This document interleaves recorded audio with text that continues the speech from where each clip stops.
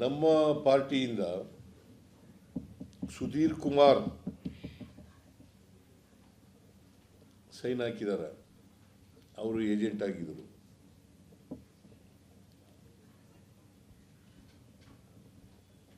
ಬಿಜೆಪಿಯ ಏಜೆಂಟ್. ಆಮೇಲೆ JDSನ ಸುಧಾಕರ್ ಶೆಟ್ಟಿ ಅಂತ ಅವರು ಕ್ಯಾಂಡಿಡೇಟ್ ಆಗಿದ್ದವರು. JDSನ ಕ್ಯಾಂಡಿಡೇಟ್ ಪರವಾಗಿ ಏಜೆಂಟು.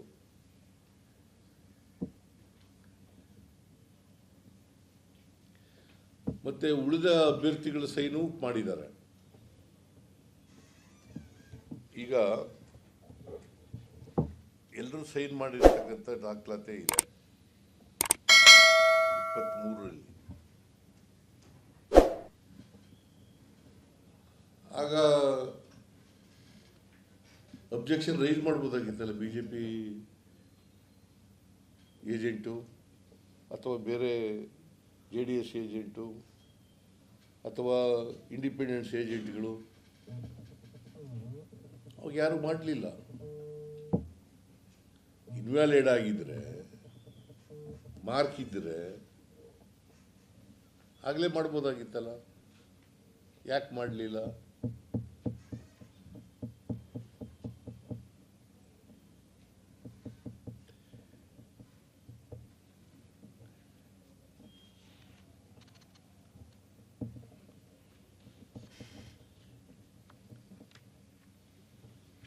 ಅದರಿಂದ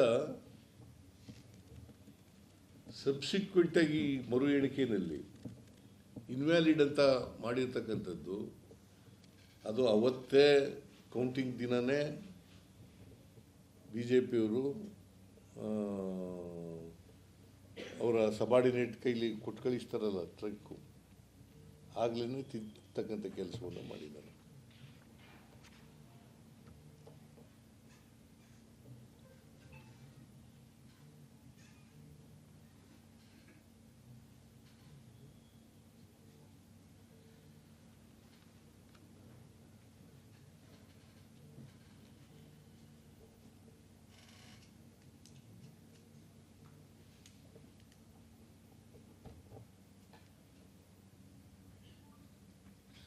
ಆಮೇಲೆ ಅಬ್ಸರ್ವರ್ ಬಂದಿದ್ರು.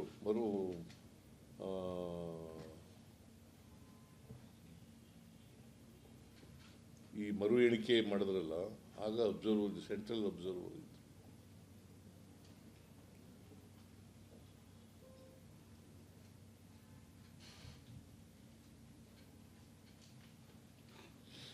ನನಗಿರ್ತಕ್ಕಂಥ ಮಾಹಿತಿ ಪ್ರಕಾರ ಅಬ್ಸರ್ವರ್ ಕೂಡ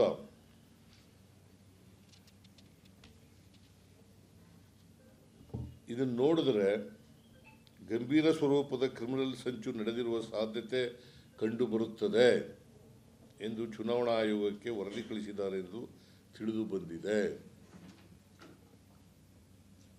ಅಬ್ಸರ್ವರು ಹೇಳಿರೋದು.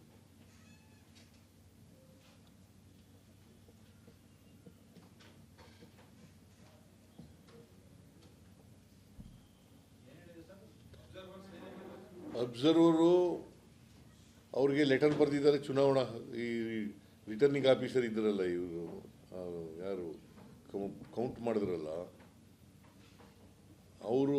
ಅವ್ರಿಗೆ ಪತ್ರ ಬರೆದಿದ್ದಾರೆ ಅಂತ ನನಗೆ ಇರೋ ಇನ್ಫಾರ್ಮೇಶನ್.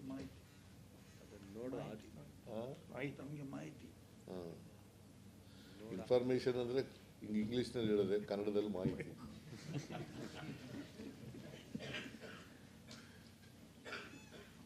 ನೋಡಿ ಆದಮೇಲೆ ರಿಸಲ್ಟ್ ಅನೌನ್ಸ್ ಮಾಡಬೇಕಿತ್ತು.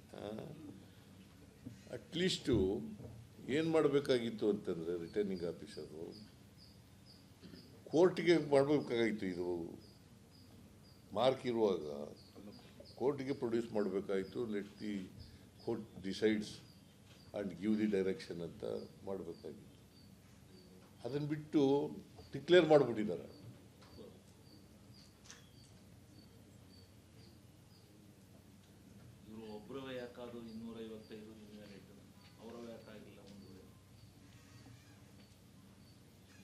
ಅದು ಒಂದು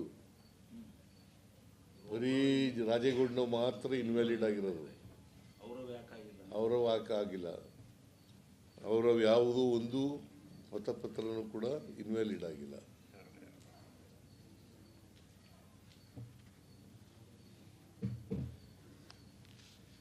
ಹಿಂದೆ ಈ BJP ಅವರು ಇದ್ದಾರಲ್ಲ, ಚಿಲುಮೆ ಎಂಬ ಸಂಸ್ಥೆ ಮೂಲಕ ಮತದಾರರ ಪಟ್ಟಿನೇ ತಿದ್ದುಪಡಿ ಮಾಡಕ್ಕೆ ಮಾಡಿದರು.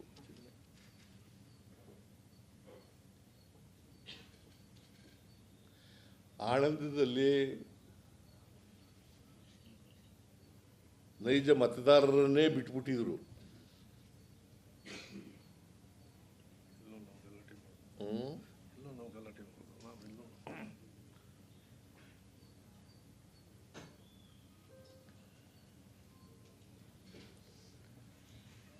ಅದರಿಂದ BJP-ಯವರು ಮೊದಲಿನಿಂದಲೂ ಕೂಡ ಅವರು ಪ್ರಜಾಪ್ರಭುತ್ವದಲ್ಲಿ ನಂಬಿಕೆ ಇಲ್ಲದೆ ಇದ್ದಂಥವ್ರು, ಸಂವಿಧಾನದಲ್ಲಿ ನಂಬಿಕೆ ಇಟ್ಕೊಳ್ಳದೆ ಇರ್ತಕ್ಕಂಥವ್ರು.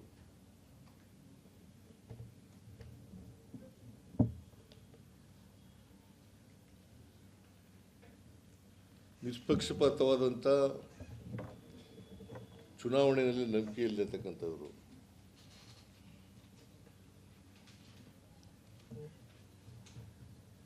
ಅವರು ಇಂಥ ಅಪರಾಧಗಳನ್ನು ಮಾಡಲಿಕ್ಕೆ ಹಿಂದೆ ಮುಂದೆ ನೋಡಲ್ಲ.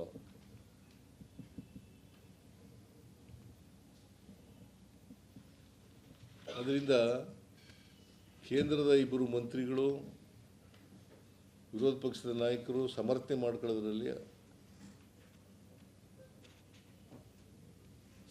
ಮಾಡ್ಕೊಳ್ಳೋದ್ರಲ್ಲಿ ಅರ್ಥ ಇಲ್ಲ.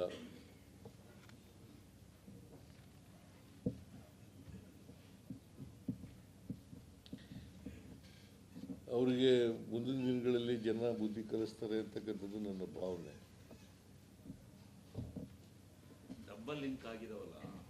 ಆಮೇಲೆ ಒಂದು ಇಂಕ್ನಲ್ಲಿ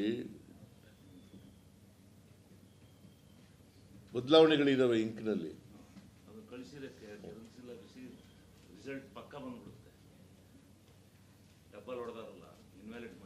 ಅದಕ್ಕೆ ನಾನು ಅದನ್ನು ಫೊರೆನ್ಸಿಕ್ ಇದಕ್ಕೆ ಕಳಿಸಬೇಕಾಗಿತ್ತು. ಇದೆಲ್ಲ ಗೊತ್ತಿದ್ದು ಕೂಡ ರಿಸಲ್ಟ್ ಅನೌನ್ಸ್ ಮಾಡಿದ್ರೆ ಬಹುಶಃ ರಿಟರ್ನಿಂಗ್ ಆಫೀಸರ್ಗೆ, DC-ಗೆ ಮೇಲ್ಗಡೆಯಿಂದ ಒತ್ತಡ ಇರಬೇಕು, ಎಲೆಕ್ಷನ್ ಕಮಿಷನಿಂದ ಒತ್ತಡ ಇರಬೇಕು.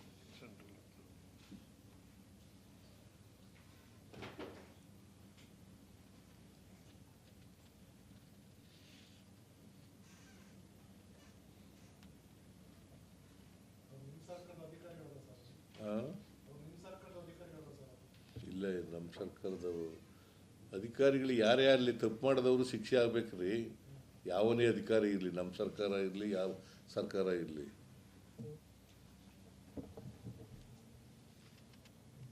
ಈಗ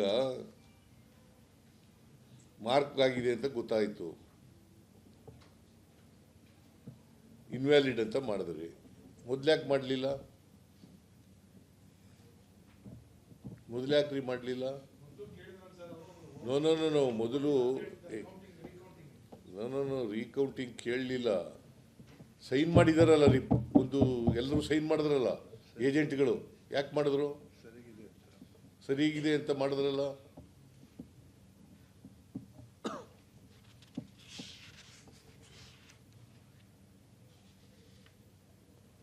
ಲೇಟೆಸ್ಟ್ ಹಾಗೂ ಇಂಟ್ರೆಸ್ಟಿಂಗ್ ಸುದ್ದಿಗಳಿಗಾಗಿ ಬಾಸ್ ಟಿವಿ ಕನ್ನಡ ಚಾನೆಲ್ನ ಸಬ್ಸ್ಕ್ರೈಬ್ ಮಾಡಿ. ಹಾಗೆಯೇ ಬೆಲ್ ಐಕಾನ್ ಪ್ರೆಸ್ ಮಾಡಿ. ಇದರ ಜೊತೆಗೆ ಫೇಸ್ಬುಕ್, ಇನ್ಸ್ಟಾಗ್ರಾಮ್, ಎಕ್ಸ್ನಲ್ಲೂ ಮಿಸ್ ಮಾಡದೆ ಫಾಲೋ ಮಾಡಿ.